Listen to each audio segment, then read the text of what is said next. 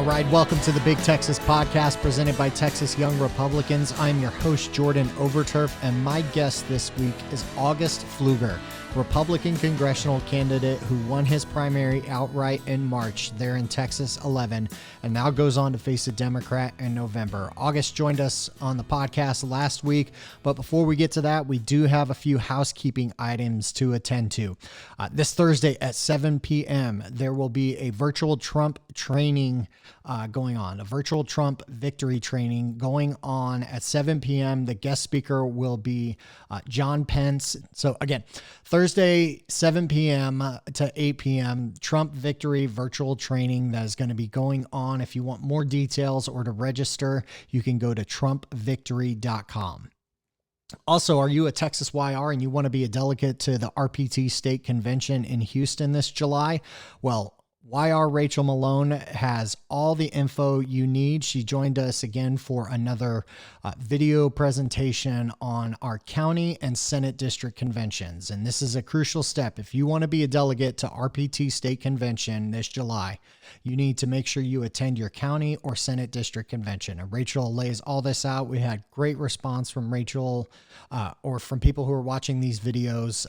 We really appreciate Rachel stepping up at this time to help inform YRs about how they get engaged in the process. So if you want to learn about what it is to be at a county or Senate district state convention, you want to find out how to become a state delegate, make sure you check out this video on our Texas YR YouTube channel.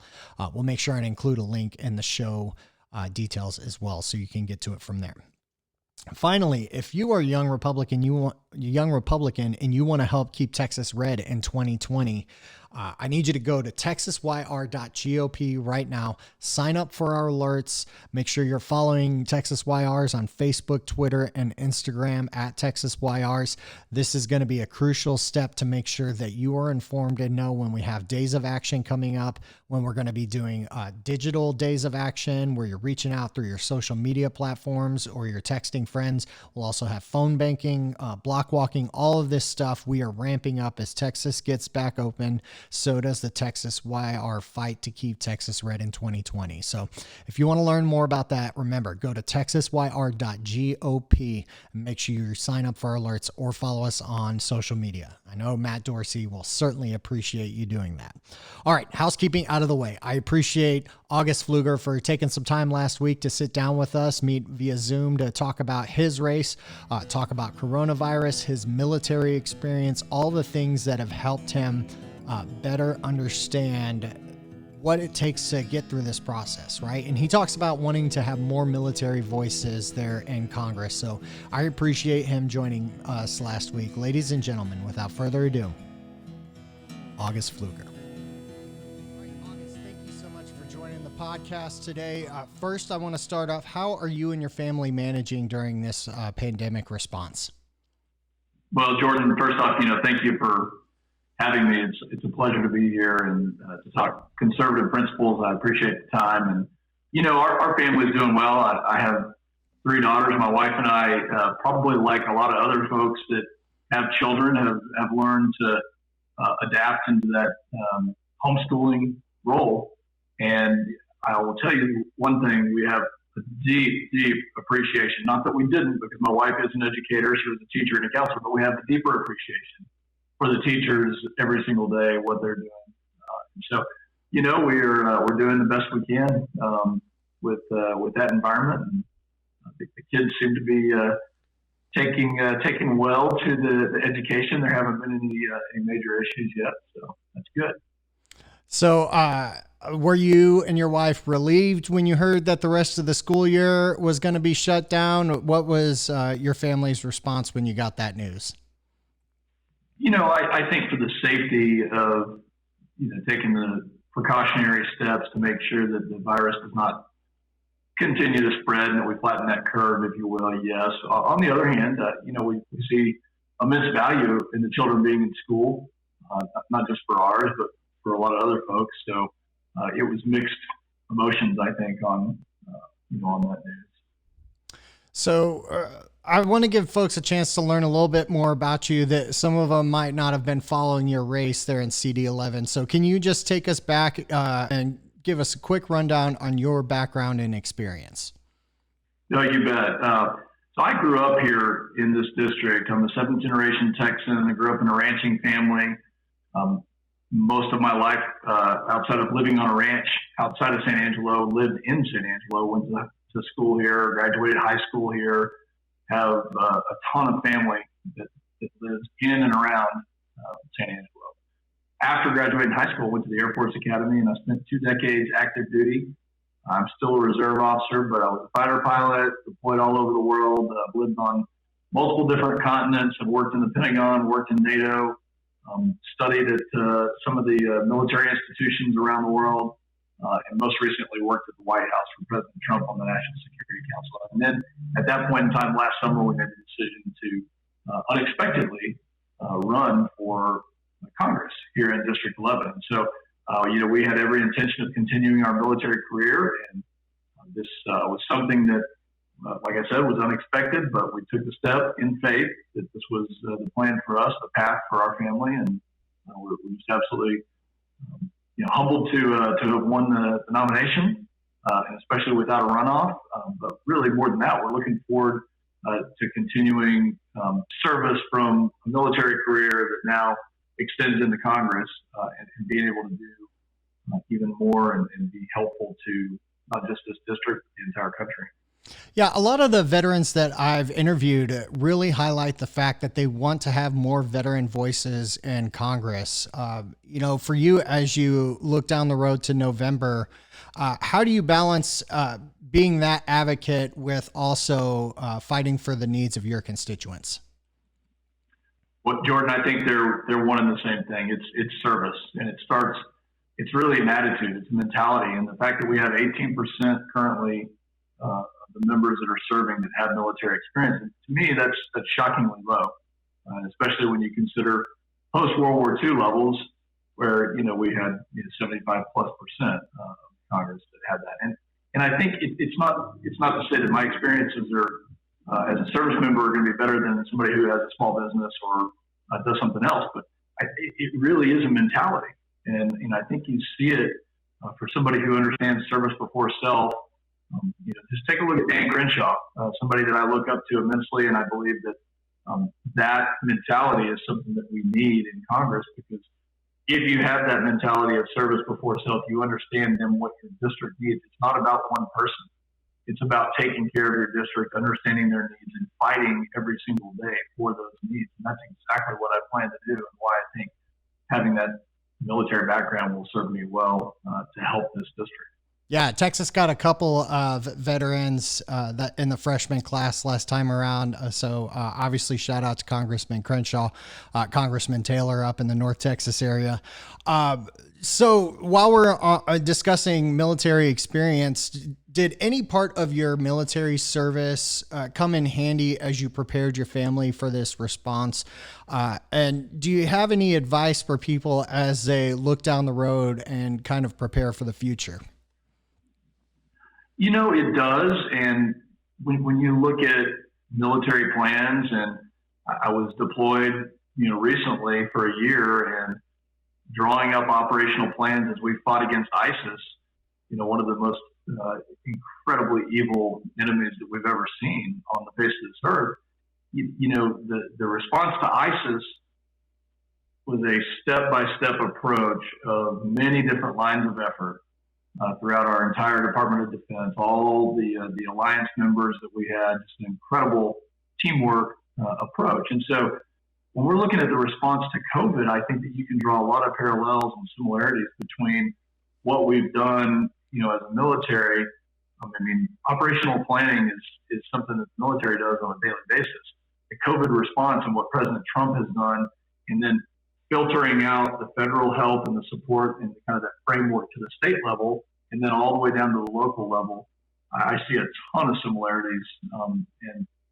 Our campaign has been right there on the local level here throughout the district. We're talking 29 counties. Assisting those counties, we're in constant communication with judges and mayors and the local elected officials, state representatives, to see how we can be helpful, what information we can provide. One example of this is we were talking to some philanthropists in the district that really wanted to be helpful. And they said, what do you think we can do? Well, just the day before, I'd had a conversation with a county judge in a rural county that had no protective gear. I mean, literally their hospital had run out or was about 5 or 6 days of running out gloves and masks and things that, they wouldn't normally need at such a high rate. And so we connected the two of these individuals. And, it's things like that, I think the similarities of military planning, you look and see where the vulnerabilities are and you try to make a difference. In that case, we were able to make a difference. So as you look at the response from CD11, how do you gauge how citizens there have been taking this in stride as they, have the balance between what urban areas of Texas are dealing with versus what the rural parts of Texas are facing as we get ready to reopen? Well, I think, first and foremost, the Permian Basin, a large portion of the Permian Basin sits within Congressional District 11. And so it's taken a tremendous economic downturn. And the COVID-19 pandemic, along with the demand destruction of oil and gas around the world, and these two things that have come together and coalesced into a truly difficult time, challenging time. So I'll start by saying that the oil and gas industry is really suffering right now. To me, this is a national security issue. We won World War II because we had a supply of oil that allowed us to go into two different theaters, both in the Pacific and the European theater, and do what we needed to do with enough fuel to get the job done. Right now, in the last quarter of 2019, we just achieved energy independence. And really what that means is we are a net exporter of oil for the first time in 70 years. At 13 million barrels, approximately 13 million barrels a day, and 40% of that which is produced in the Permian Basin. So the response and the magnitude of the impacts, there's been several nationwide articles in the media that have focused on Midland and Odessa, Texas, saying that they are the hardest hit areas in the entire country. And we cannot forget that because 40% of our oil and gas is coming from there. Like I said, this is a national security issue. So we've got to make sure that we keep in mind when we're recovering from this pandemic that we focus on what Midland and Odessa are doing. And yes, free market is fine, but when we have Saudi Arabia and Russia in a dispute and flooding the market with their product, we're very, very grateful and proud of President Trump for listening to the Permian Basin. We orchestrated several phone calls with industry leaders from the Permian and the administration to let the administration really hear from these independent producers about what the impacts were. And the administration listened. They took the right steps. They got some of the diplomacy going. And now we're starting to see step one, which is OPEC and OPEC Plus cutting back their production by approximately 10 million barrels per day. So that's going to be very helpful. If you go into the agriculture sector and some of the rural areas, I mean, folks are hurting. I talked today to a lady here in San Angelo that owns a salon. And, it's a very challenging time. Multiple weeks of not being able to see people, wanting the economy to open back up, yet still balancing that with the safety and the health standards that we need. So, Jordan, I can't say it enough, but folks are definitely optimistic. This part of the world, we have that Texas spirit, that never say die attitude.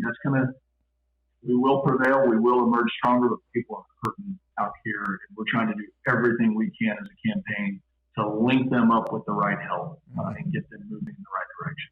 Yeah, and I don't think a lot of people understand how many downstream effects there are from the oil and gas industry in Texas suffering like it has. And so for that district alone, you kind of have two stages of recovery that you're facing, not just the local businesses that have had to shut down under these orders. Fortunately, those are starting to open up and those steps are being taken. But as you look at the response for your district, what is the thing that you are focusing most on in terms of requests from your representatives? What is the thing that constituents in CD11 need most at this time? Well, I think it's getting the economy going, and whether it's the oil and gas industry or the small businesses, both of those are going to reflect on the level of economic activity. And the oil and gas industry will do well when that activity starts to pick back up. And so really, it's doing it in a safe way. And, I am grateful again for leadership from the president. And we saw Governor Abbott starting to phase out how the economy is going to open up. So, really trying to be an advocate for why that economic activity needs to continue. And, we're going to have to adapt on whether it's social distancing or making having less capacity in restaurants and things. We are going to have to adapt, but I think the country needs it. We don't need the stagnation any longer. So that really is the number one thing that we're focused on. Now, speaking of adapting, campaigns have really had to find new ways to engage with their voters, to find ways to continue to communicate whatever the messaging is. I'm curious, from you and your campaign's perspective, what have you done to stay engaged with voters?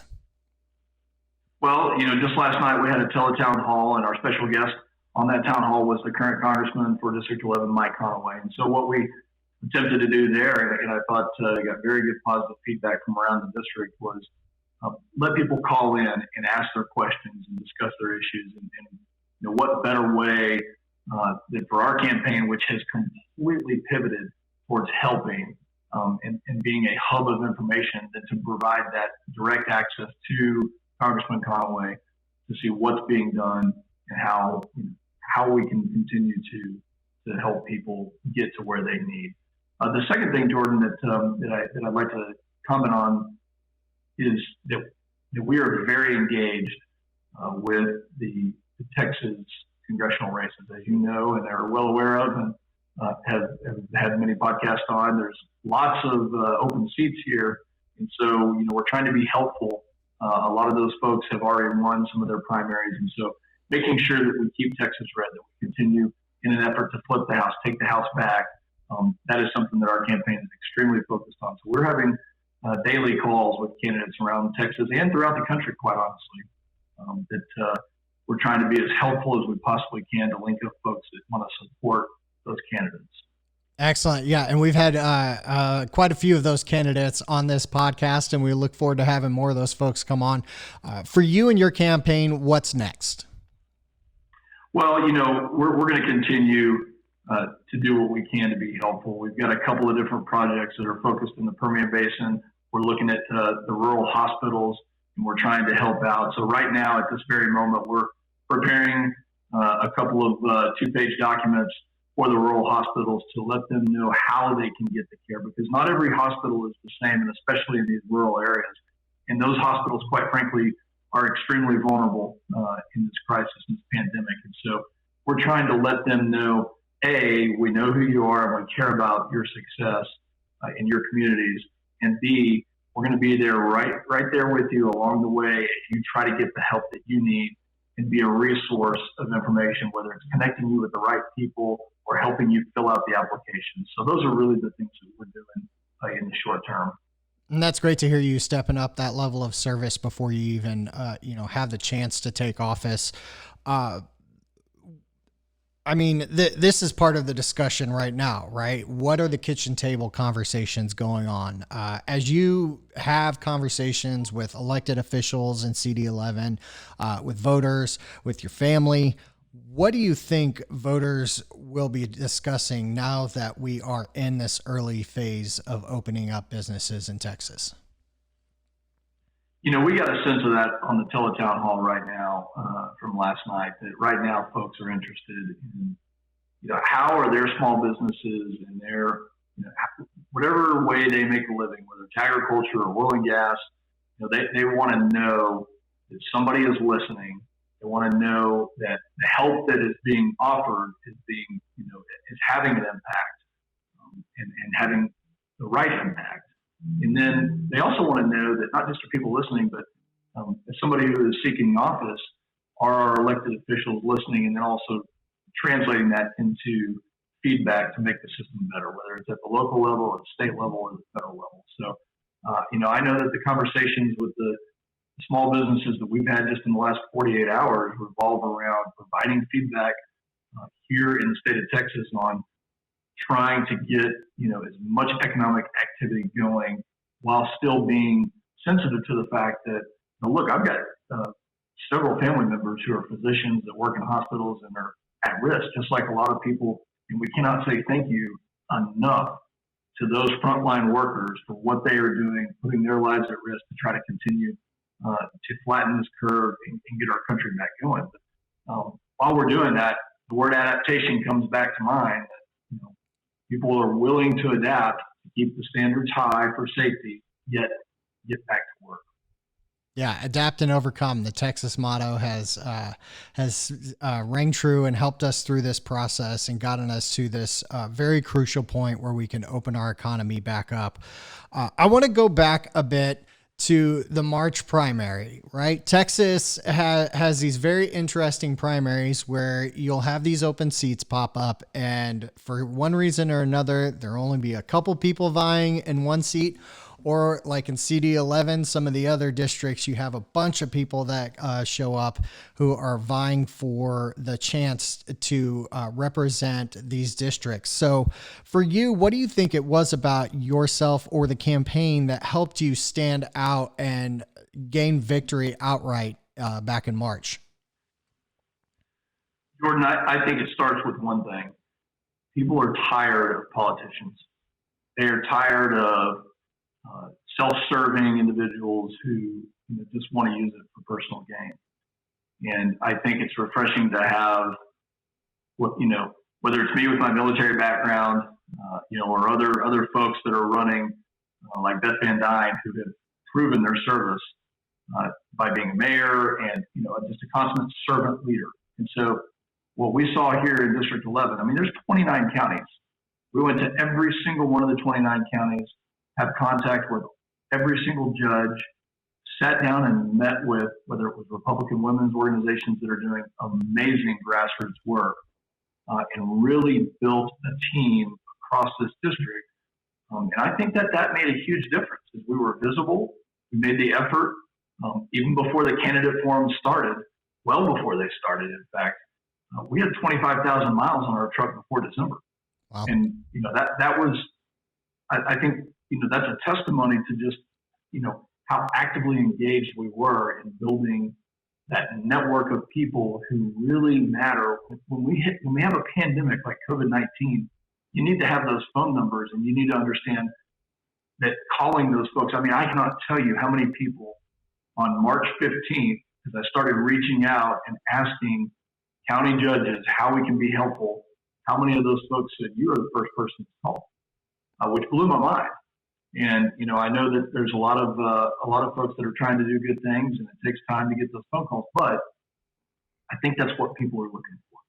They want to know that their voice is heard, and having that connectivity at the grassroots level is really the number one thing that helped us stand out as a servant leader. Now, talk about the complexities of managing a response like this across 29 counties, which are having 29 different experiences with this response, with how the virus has come into their county.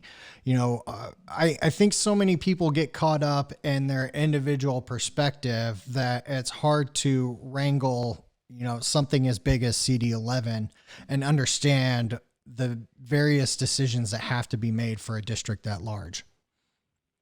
Well, look, I think before I answer that, let me just say that, when it comes to principled views, the lines between the federal government and the state government in answering this question are very important. And I truly believe that the state responses and the state governments having the ability to coordinate with the local governments is one of the most important things that we're going to look back and debrief and see. How did we do? The federal government is there, in my opinion, to lay a framework and to be helpful and to keep its citizens safe, and then really let the states do their work. And so, in the case of a congressman, the way that I would view my job would be as an assistant, as a help to the citizens, because the governor, in concert with the judges and the mayors and the local governments, is really kind of the driving force there. And they're following the federal lead, which we have. And I think President Trump has done a nice job of letting the states do what they need to do by kind of setting a baseline amount of guidance. And so orchestrating a 29 county response, really, I think it's it's more than that. It's Texas orchestrating their response, and as a congressional hopeful, being helpful to the citizens in those 29 counties, working the cases, because I know Congressman Conaway's office he has 6 offices in the district, and they are constantly working casework to help people, whether it's make sure that their Social Security is still good, or get their stimulus payments, or their PPP applications in. So these are the kind of things that a congressional office really should. Yeah, and it's been great to see those elected officials who are doing that. They're constantly reaching out. They're constantly on the phone, getting updates either from the state or the federal level.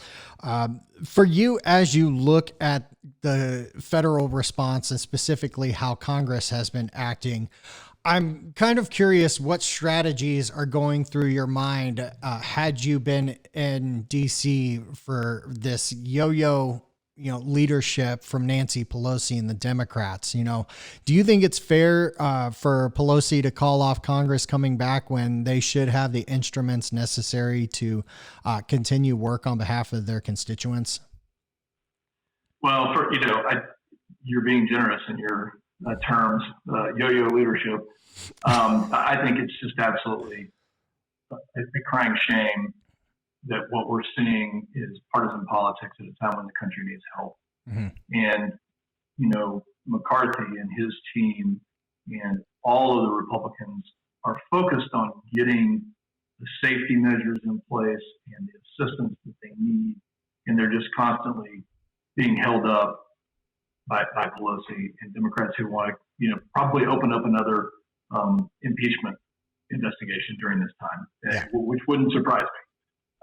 But nothing is surprising there. And so that to me is truly disgusting to see the partisan politics played out, from Speaker Pelosi. So, I think strategy wise, kind of going back to your question, the thing that we really need is leadership in a time of crisis where some run away from the fire and some run towards it. And, I think, again, that's where some military background does have some benefits, that you see people like Van Taylor and Dan Crenshaw running towards that fire to help out, to provide ideas that are actually going to help get this economy stimulated while responding in a measured and appropriate way to the coronavirus.